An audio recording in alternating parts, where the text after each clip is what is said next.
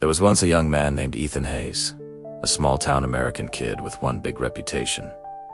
He feared nothing. If there was a cliff, Ethan would be the first to climb it.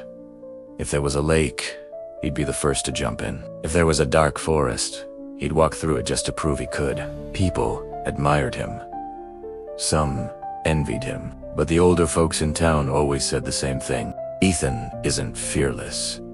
He just hasn't met real danger yet.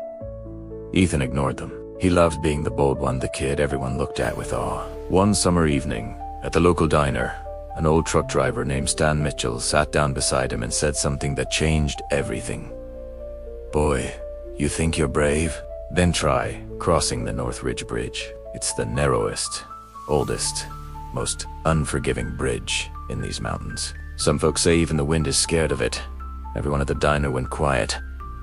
Ethan smirked. A challenge was exactly what he lived for.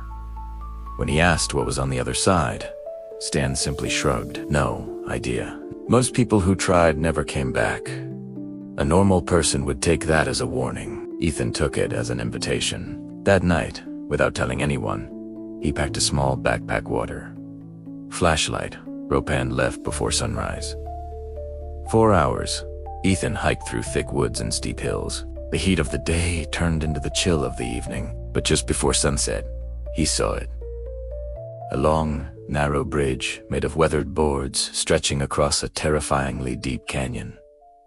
There were no railings, no ropes, no safety net, only a thin path of wood separating him from the clouds below. For the first time in a long time, Ethan felt something in his chest. Hesitation, but he shook it off. This is nothing, he told himself. It's just a bridge. He stepped onto it. The wood creaked, the wind moaned like something alive. But he kept going. A few steps in, the wind grew stronger. The bridge swayed not violently, but enough for Ethan to widen his stance. He looked down. Bad idea. The canyon below wasn't just deep, it was endless. His stomach twisted. "Just don't look down," he muttered. He kept walking, one board at a time. Slow. Controlled.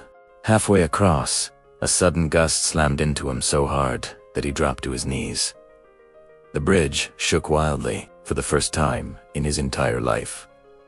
Ethan was terrified. He clung to the wooden planks as if they were the only thing keeping him alive. They were. The wind howled again. One of the planks behind him snapped clean off and spiraled down into the canyon. His chest tightened. His hands shook. He whispered, "Stan, you weren't kidding." The fearless boy finally understood why others had never returned. This wasn't a test of bravery.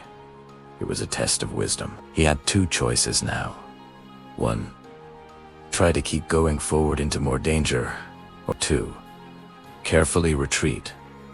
While he still could, for the first time ever, Ethan chose wisdom, where he turned around slowly, carefully. Going back was harder. The wind was hitting his back, pushing him forward when he needed balance. At one point, a board cracked under his foot. His leg went halfway through the bridge, and he had to pull himself out with sheer desperation. His heart thundered.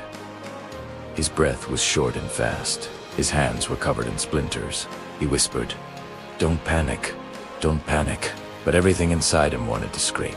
Minutes felt like hours. But step by step, trembling, sweating, barely holding it together, Ethan finally reached the solid ground.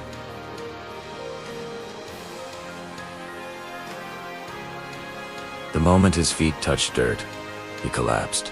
Not from exhaustion, but from realization. For the first time in his life, he understood something powerful. Bravery without wisdom is just a slow walk toward danger. That night, Ethan returned to town. His clothes were dusty, his legs shaking. When people asked if he made it across, he simply sighed, "Some bridges aren't meant to be crossed. They're meant to teach you something." The fearless boy wasn't fearless anymore, but he had gained something much greater. Respect for limits, respect for danger, respect for life. And oddly enough, people admired him more after that. Because true courage isn't about proving you fear nothing. It's about knowing which risks are worth taking and which ones aren't. Moral of the story, asterisk asterisk, you are not weak for stepping back. You are wise for knowing when to stop. Asterisk asterisk asterisk asterisk, bravery without judgment leads to regret. Bravery with wisdom leads to growth. Asterisk asterisk.